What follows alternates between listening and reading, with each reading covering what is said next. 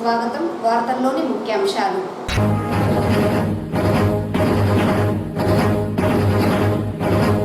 Chittoor parliament సమగ్ర అభివృద్ధి ధ్యేయంగా పనిచేస్తా చిత్తూరు ఎంపీ దగ్గుమల్ల ప్రసాదరావు.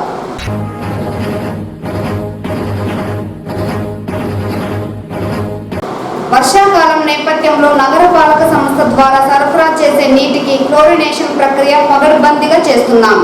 నగర కమిషనర్ అరుణ.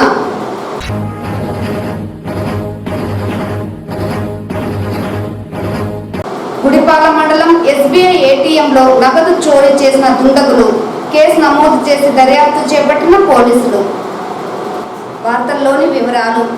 చిత్తూరు పార్లమెంట్ సమగ్ర అభివృద్ధి ధ్యేయంగా తాను పనిచేస్తానని, ఆ దిశగా ఇప్పటికీ ప్రణాళికలు రూపొందించుకొని ముందుకు సాగుతున్నట్లు చిత్తూరు పార్లమెంట్ సభ్యులు దగ్గుమల్ల ప్రసాదరావు తెలిపారు. ఆదివారం చిత్తూరు జిల్లా తెలుగుదేశం పార్టీ కార్యాలయంలో చిత్తూరు పార్లమెంట్ అధ్యక్షులు సిఆర్ రాజన్ అధ్యక్షతన టీడీపీ నాయకులు కార్యకర్తల సమావేశం జరిగింది. ఈ సమావేశానికి చిత్తూరు పార్లమెంట్ సభ్యులు దగ్గుమల్ల ప్రసాదరావు ముఖ్య అతిథిగా హాజరై తెలుగు తమ్ముళ్లకు దిశానిర్దేశం చేశారు. అదే సమయంలో చిత్తూరు పార్లమెంట్ అభివృద్ధి కోసం తాను చేపట్టబోయే సంస్కరణలకు సంబంధించిన అంశాలను వివరించారు. ప్రజలు తమ అధినేత రాష్ట్ర ముఖ్యమంత్రి నారా చంద్రబాబు నాయుడు సమర్థవంతమైన నాయకత్వాన్ని కోరి కూటమికి అధికారాన్ని కట్టబెట్టిన విషయాన్ని అందరూ గుర్తించాలని సూచించారు. కూటమి ప్రభుత్వం కూడా ఇప్పటికే ఆ దిశగా పనిచేస్తోందని తెలియజేశారు. ఈ నేపథ్యంలోనే తాము ఢిల్లీలో కేంద్ర మంత్రుల్ని కలిసి చిత్తూరు పార్లమెంట్ అభివృద్ధికి సంబంధించి సహాయ సహకారాలు అందించాలని కోరుతూ లేఖను అందించినట్లు ప్రసాదరావు తెలిపారు. ఇందులో ముఖ్యంగా అన్నదాతల అభ్యున్నతిని దృష్టిలో ఉంచుకొని మామిడి రైతులకు చేయూతనివ్వాలని, జిల్లాలో మ్యాంగో బోర్డు రూపకల్పనకు సహకరించాలని కోరినట్లు వివరించారు. అలాగే జిల్లాలో విద్య, వైద్యం రంగాలకు పెద్దపీట వేయాలనే సంకల్పంతో జిల్లా కేంద్రంలో విశ్వవిద్యాలయ స్థాపనకు సహాయాన్ని అందించాలని విజ్ఞప్తి చేస్తున్నట్లు వివరించారు. నిరుద్యోగ సమస్యను పరిష్కరించాలని ముఖ్య ఉద్దేశంతో ఎంఎంఎస్ఈల స్థాపనకు తోడ్పాటును అందించాలని విన్నవించినట్లు చిత్తూరు ఎంపీ తెలియజేశారు. స్కిల్ డెవలప్మెంట్ కేంద్రాలను ఏర్పాటు చేసి తద్వారా యువతకు ఉజ్వల భవిష్యత్తుకు బాటలు వేసేందుకు చర్యలు చేపడుతున్నామన్నారు. పేదోడి సొంత ఇంటి కలను సాకారం చేసేందుకు టిడ్కో ఇండ్ల నిర్మాణానికి కూడా కేంద్ర ప్రభుత్వం అన్ని రకాల సహకరిస్తున్నట్లు చెప్పారు. ఈ సమావేశంలో పూతలపట్టు ఎమ్మెల్యే మురళీమోహన్, చిత్తూరు పార్లమెంట్ జిల్లా ప్రధాన కార్యదర్శి కోదండ యాదవ్, మాజీ ఎమ్మెల్సీ గోనివారి శ్రీనివాసులు, కుప్పం నియోజకవర్గం టీడీపీ ఇన్ఛార్జ్ మునిరత్నం నాయుడు, మాజీ మేయర్ కటారి హేమలత, కాజూరు బాలాజీ, కాజూరు రాజేష్, సప్తగిరి ప్రసాద్, రాష్ట్ర అధికార ప్రతినిధులు సురేంద్ర కుమార్, అశోక్, రాధయ్ కన్స్ట్రక్షన్స్ అధినేత యువ నాయకులు రాధయ్, జిల్లా మహిళా అధ్యక్షురాలు Aruna, retired SP Chinnaswamy, TTD party నాయకులు, కార్యకర్తలు పాల్గొన్నారు. మేము ఢిల్లీ వెళ్ళి మొదటిగా ప్రమాణ స్వీకారం చేయడం, ఫస్ట్ సెషన్స్ ఆఫ్ లోక్సభలో పార్టిసిపేట్ జరిగింది. దాంతోపాటు సాయంత్రం టప్పుడు టైం ఉన్నప్పుడల్లా మాకు కన్సర్న్ మినిస్ట్రీస్కి వ్యవసాయం, రక్షణ మంత్రులు, ఎంఎస్ఎంఈ, తర్వాత ఫైనాన్స్ మినిస్టర్, తర్వాత అర్బన్ డెవలప్మెంట్ మినిస్టర్స్ని కలవటం జరిగింది. ఈ జిల్లా మా పార్లమెంటు కాన్స్టిట్యున్సీకి కావాల్సిన అవసరాలు వాళ్ళ ముందు లెటర్స్ ఇవ్వడం జరిగింది. మేము ఎందుకు ఇట్లా వెనకబడి ఉన్నాము, మాకు కావాల్సిన అవసరాలు, మాకు కావాల్సిన ఇండస్ట్రీ ఇది, మాకు కావాల్సిన ఎడ్యుకేషన్ ఇది, మాకు కావాల్సిన సబ్సిడీలు ఇవని చెప్పి నేను లెటర్స్ ఇవ్వడం జరిగింది. తర్వాత ముందు వాళ్ళంతా కూడా మీరు డిస్ట్రిక్ట్ యాజ్ ఏ యూనిట్ తీసుకొని అక్కడ నుంచి ప్రపోజల్స్ పంపించండి. ప్రపోజల్స్ పంపించి త్రూ ప్రాపర్ ఛానల్ అంటారు, స్టేట్ గవర్నమెంట్ మినిస్టర్ ద్వారా పైకి పంపించండి. దాన్ని మేము టేకప్ చేస్తాం. తర్వాత మీరు అప్పుడు మళ్ళీ ఒకసారి మాకు పరిశీలి చేస్తే అయిపోతుంది అని అన్నారు.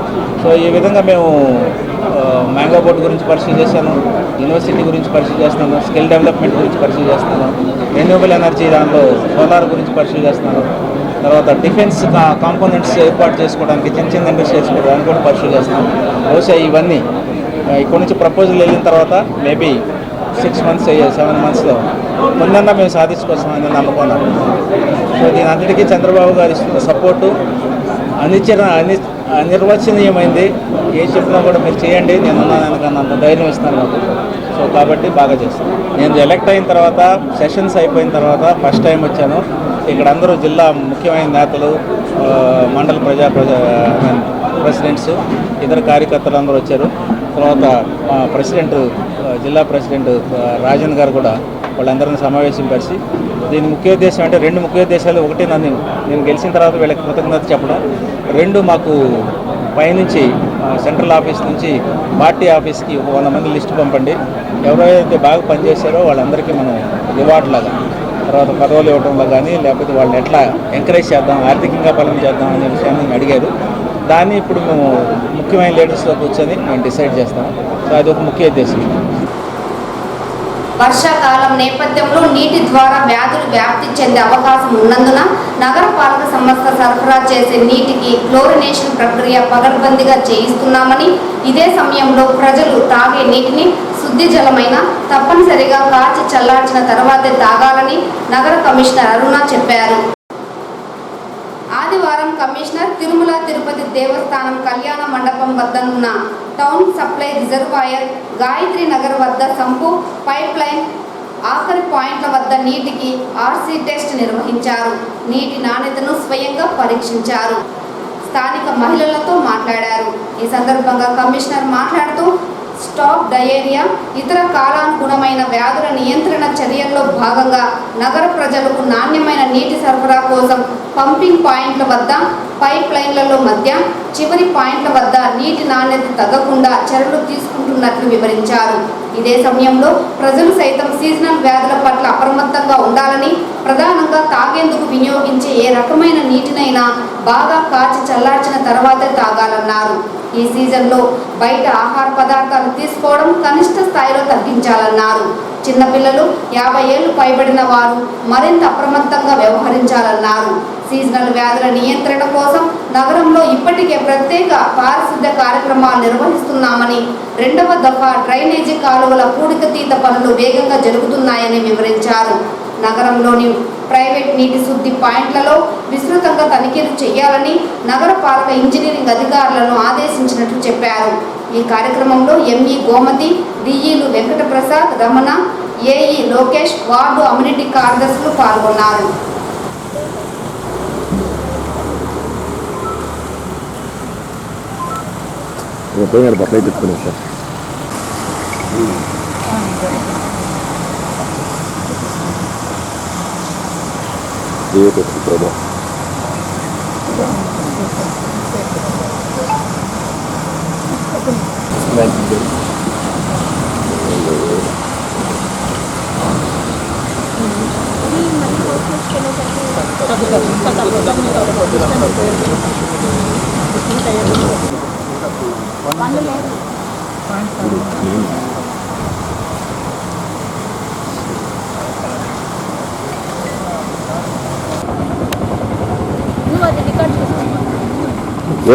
రికార్డ్ చేసుకోమంటారు.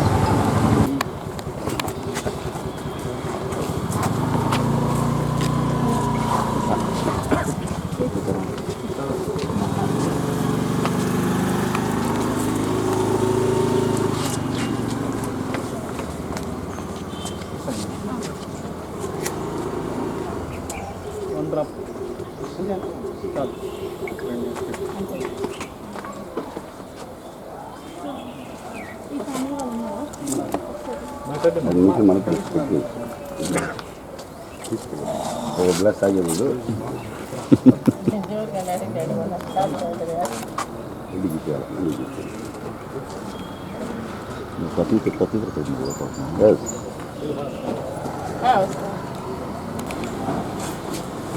Pawan Kalyan issued notice permission లేకుండా వాటర్ ప్లాంట్ రన్ చేయడం కరెక్ట్ కాదు. మీరు ఇచ్చే ఈ వాటర్ వల్ల ప్రజలకి ఏమన్నా అయితే ఇక్కడ ఈ సో అండ్ సో క్యాండిడేట్ వల్ల జనాలకి అయిందన్నారు, మున్సిపల్ కార్పొరేషన్ నీళ్లు పంపించారు, జనాలు చచ్చిపోయారు అని చెప్పుతారు. మీరు ఇచ్చే వాటర్ ఎలాంటి వాటరో తెలియదు, జనాలు కామన్ నమ్మేసి తాగుతుంటారు కదా. This is what is happening, what you are doing, I don't understand the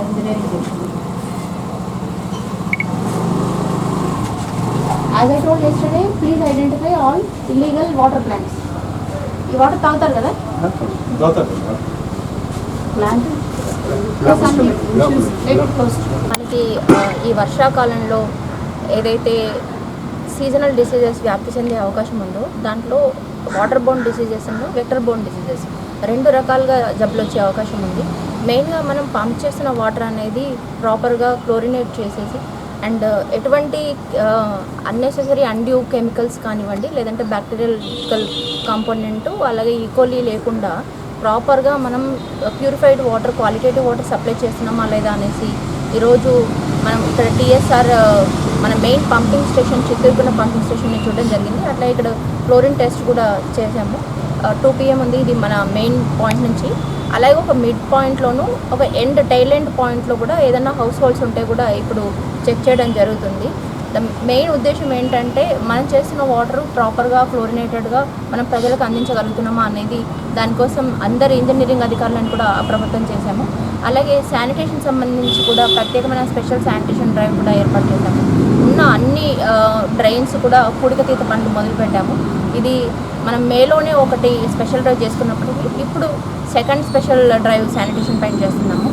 ఇకపోతే వాటర్కి సంబంధించి మనం దాదాపుగా ప్రతి వార్డులలో కూడా అమ్యూనిటీ సెక్రటరీ క్లోరిన్ టెస్ట్లు త్రూ క్లోరోస్కోప్ ద్వారా చేస్తున్నారు. అలాగే H2S స్ట్రైప్స్ ద్వారా కూడా చేస్తున్నారు. ప్రజలందరికీ నేను చెప్పేది ఏంటంటే ఈ వర్షాకాలంలో బయట ఫుడ్ అనేది కొంచెం దాదాపు అవాయిడ్ చేస్తే మంచిది. ఎస్పెషల్లీ పిల్లలకి అండ్ 60 years అబవ్ ఉన్న వాళ్ళకి.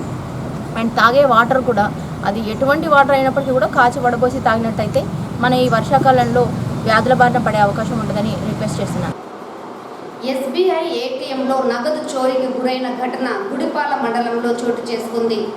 వివరాల్లోకి వెళితే చిత్తూరు నియోజకవర్గ గుడిపాల మండలం MPDO కార్యాలయం వద్ద ఆదివారం వేకువజామున 3 గంటల ప్రాంతంలో గుర్తు తెలియని దుండగులు గ్యాస్ కట్టర్తో SBI ATMను పగలగొట్టి దొంగతనానికి పాల్పడ్డారు. స్థానికులు గుడిపాల పోలీసులకు సమాచారం అందించగా DSP Rajagopal Reddy, west CA Ravishankar Reddy, SI Narendra కుమార్లు సంఘటనా స్థలానికి చేరుకొని ATMను పరిశీలించారు. CCTV ఫుటేజ్ను పరిశీలించగా దుండగులు గ్యాస్ కట్టర్తో చోరీకి పాల్పడినట్లు నిర్ధారణకు వచ్చారు. ఈ ఘటనపైన కేసు నమోదు చేసి దర్యాప్తును ప్రారంభించారు. ATMలో చోరీకి పాల్పడిన నిందితులను త్వరలోనే అదుపులోకి తీసుకుంటామని ఈ సందర్భంగా పోలీసులు మీడియాకు వెల్లడించారు. మైనర్లకు వాహనాలు ఇవ్వరాదని ట్రాఫిక్ CI నిత్యబాబు తెలిపారు. ఆదివారం ట్రాఫిక్ పోలీస్ స్టేషన్లో మైనర్ల తల్లిదండ్రులకు కౌన్సిలింగ్ నిర్వహించారు. ఈ సందర్భంగా ఆయన మాట్లాడుతూ 18 ఏళ్లలోపు మైనర్లు వాహనాలు నడపడం వల్ల ఏదైనా ప్రమాదం జరిగితే తల్లిదండ్రులపైన కేసు నమోదు చేస్తామన్నారు. దీంతో పాటు 25,000 జరిమానా విధిస్తామని, మైనర్లకు 25 ఏళ్లు వచ్చేంత వరకు లైసెన్స్ మంజూరు చేయమని స్పష్టం చేశారు. తప్పనిసరిగా మైనర్లకు వాహనాలు ఇచ్చే ముందు డ్రైవింగ్ శిక్షణ తరగతులకు పంపించాలన్నారు. ట్రాఫిక్ నిబంధనలపైన పూర్తి అవగాహన కల్పించాలన్నారు. ప్రతి ఒక్క వాహన చోదకులు LLR డ్రైవింగ్ లైసెన్స్ కలిగి ఉండాలన్నారు. ఈ కార్యక్రమంలో మైనర్ల తల్లిదండ్రులు, ట్రాఫిక్ పోలీసులు పాల్గొన్నారు. అది ఏ రూపంలో చిన్నగా శిక్షిస్తాడా పెద్దగా శిక్షిస్తాడు అనేది దేవుడి మన చేతుల్లో ఉంటుంది. మనం కొన్ని పాటించడం వరకే. కాబట్టి దయచేసి ప్రతి ఒక్కరు కూడా 18 సంవత్సరాల లోపల పిల్లలకు వద్దండి. LLR తీసుకున్న తర్వాతనే డ్రైవింగ్. ఇంకోటి కూడా ఏదంటే మీ పిల్లలకు బైక్లు ఇవ్వాలి అంటే ఖచ్చితంగా డ్రైవింగ్ స్కూల్కి పంపించాలి. డబ్బులు ఖర్చు అయినా సరే డ్రైవింగ్ స్కూల్కి పంపించాలి. ఎందుకంటే అభిమన్యుడు పద్మవ్యూహంలోకి వెళ్ళి ఒక చిన్న కిటుకు తెలియకపోవడం వల్ల ప్రాణాలు పోగొట్టుకున్నాడు. అర్జునుడు ఆ కిటుకులన్నీ తెలుసుకోవడం వల్ల వీరుడయ్యాడు, అంటే విజేతగా నిలిచాడు. అదేవిధంగా మనలో డ్రైవింగ్లో కొన్ని చిన్నవి తెలియకపోతే కూడా యాక్సిడెంట్ ఆ ఒక్క పర్సెంట్ దాంట్లో జరిగే అవకాశం ఉంటుంది. కాబట్టి మీ పిల్లలు డ్రైవింగ్ ఇచ్చే ముందుగా డ్రైవింగ్ స్కూల్కి ఖచ్చితంగా పంపించండి.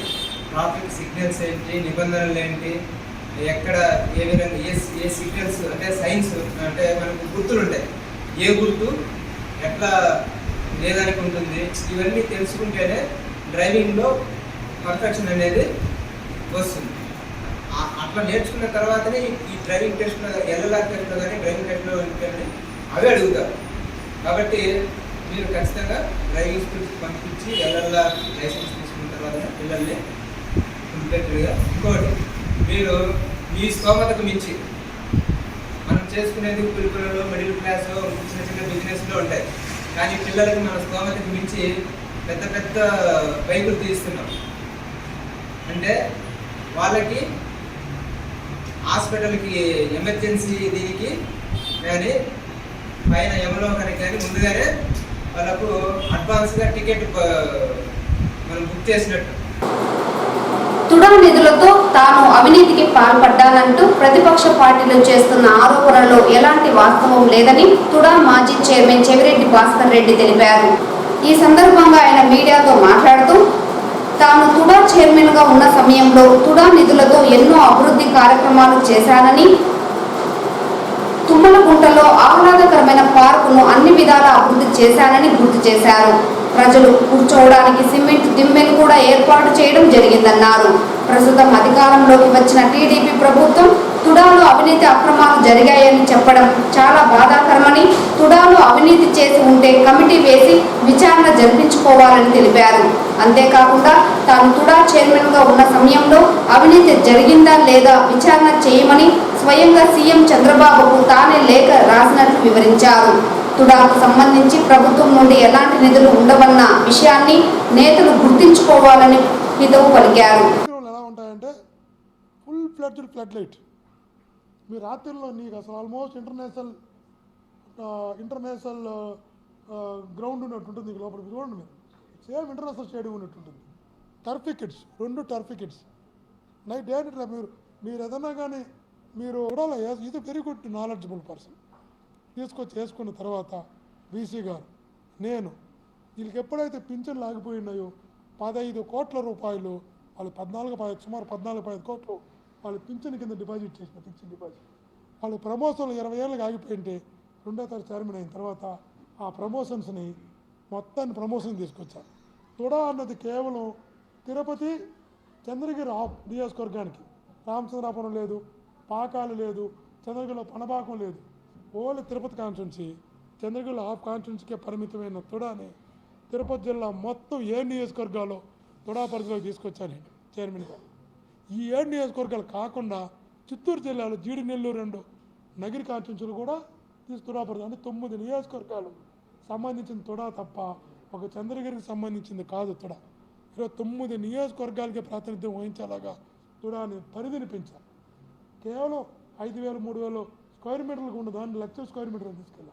ఇక్కడ తాగలా నేను Sri City Nellore urban development కింద శ్రీ సిటీ పెట్టినప్పటి నుంచి నెల్లూరు అర్బన్ డెవలప్మెంట్ కింద ఉంటే నేను పట్టుబట్టి నెల్లూరు వాళ్ళతో ఆ రోజున్న మంత్రితో గౌతమ్ రెడ్డి గారు ఈరోజు లేడు, చనిపోయాడు.